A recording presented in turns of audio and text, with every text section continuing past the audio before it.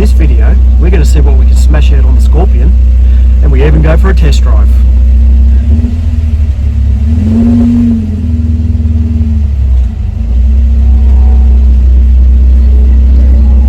Oh yeah, boy.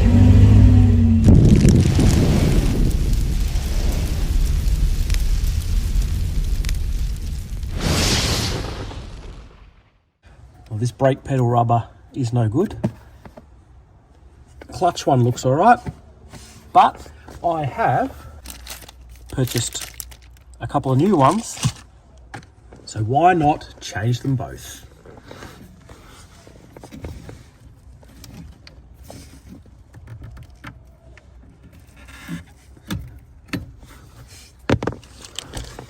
I believe they are both the same.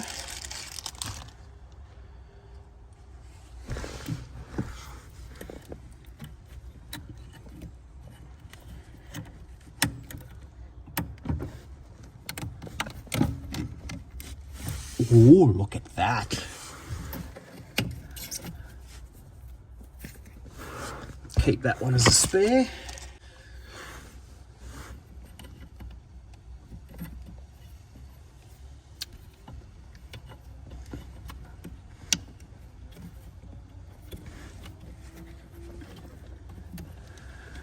Hook it over the back.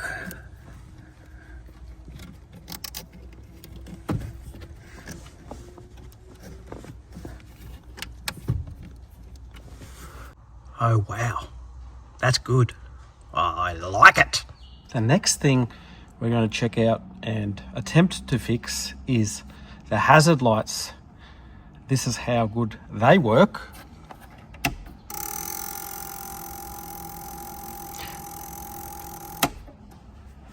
There's no flashing going on at all there. Peering up under the dash, this system has two flashes, and I've worked out the right hand one is the indicators and the left hand one is the hazards. So what I've done, I've bought a regular flasher, going to replace it, and we'll see if that fixes our issue. Plug this one in, let's try it. Moment of truth. Sensational. Now it's just a matter of getting that old one out, new one in the holder, and that's an easy thing fixed. Here's the old flasher can, the old Japanese one. Don't think you can get them anymore. Well, I couldn't find one anywhere. That's why I went with the true and tested Trident. And there's the new one in place. The outside diameter is a little smaller than original. I just had to wrap a bit of tape around so that the bracket would hold on. But other than that, it's working perfectly. Another thing I'm going to do, just to stop from disconnecting battery terminals every time I come in and out of here, I'm going to add one of these. I've got one on the VK, I've got one on the charger. So easy, all you do is unscrew the little knob and you're disconnected. So you save yourself from getting flat batteries all the time really quickly.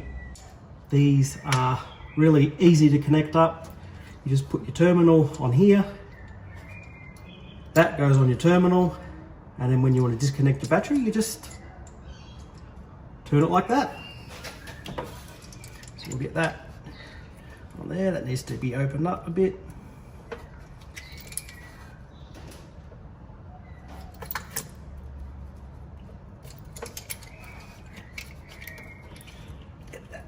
Nice and tight on there.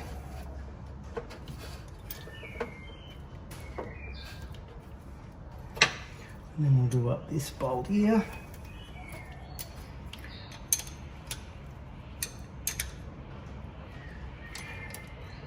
So that's nice and tight. We'll unloosen that one, put him on like that.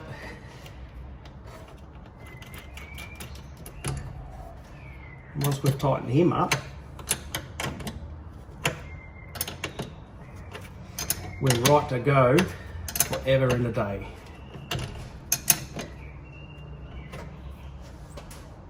There we go. Now when we want electricity, it's just a matter of doing that. When we don't, it's a matter of doing that. Happy days. The time has come for new tyres. I'm replacing with exactly the same size as what's on here now, which is a 185/70/14, and that's exactly what I have here. Look how skinny that is, but that's all right. But I've got one special little part to go with it. I've got a white wall on it. Should make a white wall on a white car. Should look lovely. I'll take these in to get mounted up and we'll put them back on. I have the tyres mounted. Now it's just a matter of getting that blue line to be white, and we're going to clean them first. I'll use this, see how that goes. Wash them off with a hose. Hopefully we have a nice white stripe, and we can clean the alloy up as well. This stuff's been on for a few minutes. It states that it turns brake dust purple. Look at this wheel. It's almost purple itself.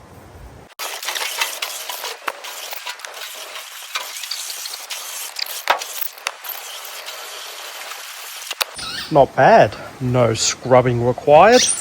I'll flip these over, we'll clean the back. This will be a good test for this stuff. These are absolutely filthy. Let's see what happens. Would you look at that? That's just after finish spraying the fourth wheel. It's turned purple very, very quickly. We're going to need to scrub the backside of these. Okay, I've done some scrubbing. That's the last one. And as you can see, as we go along, it gets a bit cleaner, and a bit cleaner. Let's get the hose, blast them off, see what it looks like. It's never going to be perfect. These are 47-year-old wheels.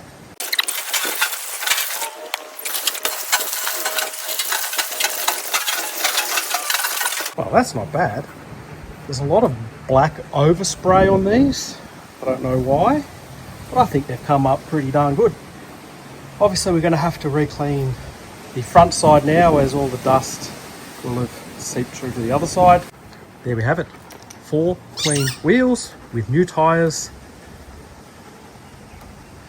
I'm not going to say that they're perfect, but from 10 feet away, they look pretty darn good to me. So in the end, this stuff worked pretty well. 500 ml, and I've almost used the whole lot on these. There's only a little bit left in the bottle. That's how dirty these wheels were. But all in all, pretty happy. Before I get the wheels back on, I noticed the steering box has got some sort of leak.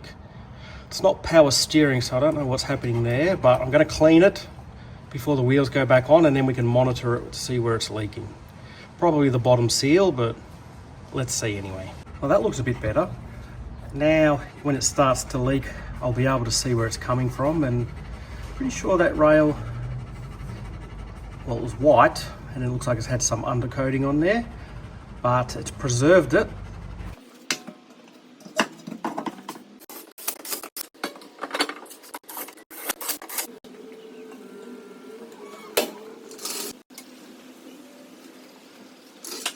Okay, next thing on the list is headlights. We have an eye that doesn't work, which is this one. Let's see if we can get it out and replace it. It's a sealed beam. Unfortunately, it needs a whole replacement. Looks like this is a grill out operation, unfortunately. Well, that made life a lot easier. You can just take half out at a time, 3 screws and a clip, done. I have the light out, and as you can see on the back here, it is a sealed beam. You cannot change the globe. It's all one piece. But I have scoured the internet and found these. I got 4 full lights. I believe these are out of a GH. I have a GE. And these are not a sealed beam. The only issue I have is the globe won't stay in the light. When I work out how to get that in, these should just plug in and hopefully play. Backing, bracket and everything is exactly the same. The only difference is this is a Stanley sealed beam. This one has the light floating in there and is a Rotto non-sealed beam. H4. That's the only difference. I got the globe out of one and just testing it. It does work. Low beam. But it seems when you put high beam, it's the opposite. I wonder if I need to swap the wires around. So that's low beam, high beam, low beam, high beam. I think they are wired slightly different. I might need to flip-flop a couple of wires. I'm no globe expert, but I'm pretty sure that this plate here is meant to be attached to the bulb, not one that can just come off like that. I believe these little spots here that go around it are meant to be attached to these little prongs here. I'm just going to see if I can solder them and see if that works. If not, I'm buying new globes. Soldering doesn't work. Looks like I'm in for some new globes. I have a test light rigged up on the battery in the plug to see which is high and low beam. If I turn the lights on, what do we get? Nothing. That's high beam. High beam off, lights off. I'll flip it to the other side. Now it's on the other side of the switch. Turn lights on. High beam, nothing. What's going on? Just wobble that test light.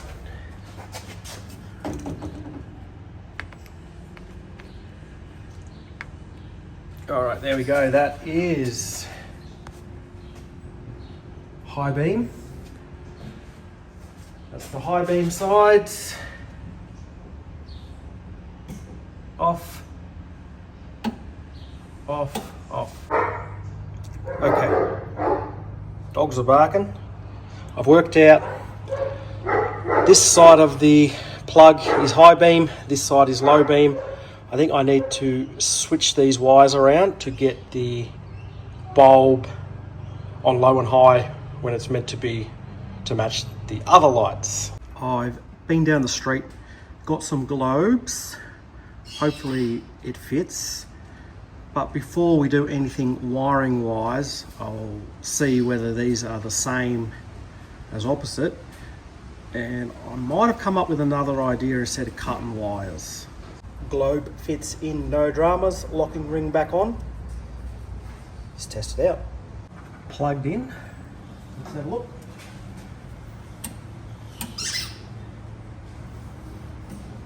Oh, it's the right way. I don't need to change any wiring. How good is that? You bloody ripper. Getting this light in will be a bit fun. You've got to get that spring on, and then it's just two screws that screw in and that adjust your headlight as well. There's no good to put the camera because I'm trying to keep the dog out. So this will do.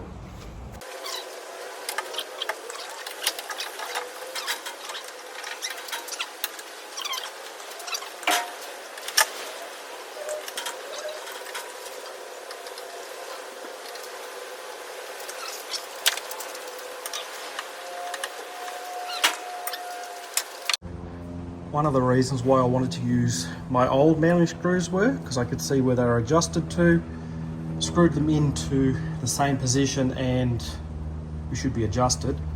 But while doing that, I noticed this trim ring, it's got a couple of little dents in it. Mine doesn't.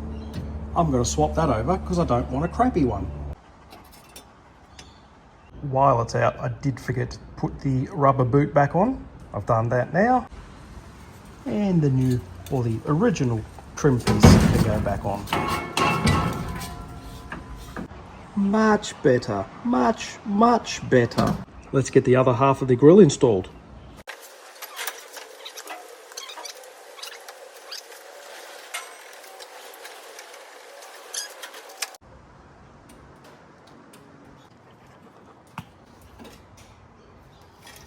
I've just watched the footage back of the headlights and it seems like the low beam do the same thing. They're a bit higher on a standard headlight and then they dip down when the high beam goes on. I'm just going to leave it like that.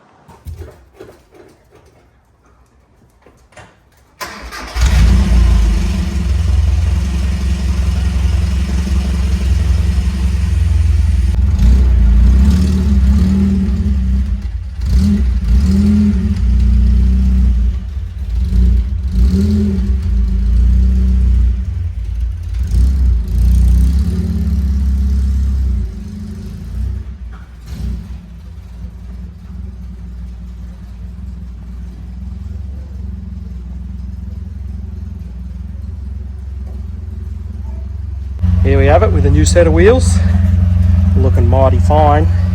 The next thing we're going to do is go for a drive. Just look at that, would ya? Sensational. I've just juiced up, we've got half a tank. I have noticed that my steering wheel is one spline out, so I'll need to readjust that. Let's get to cruising.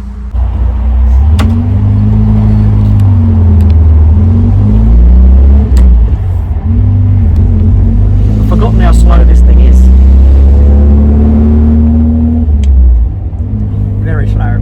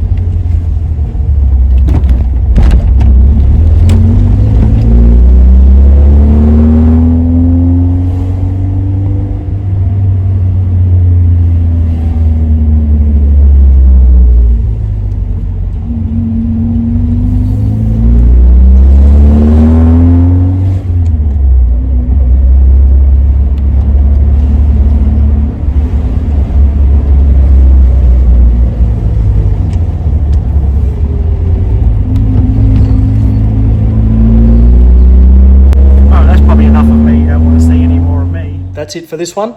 Until the next one, guys, thanks for watching, and I'll catch you next time. Ciao, ciao.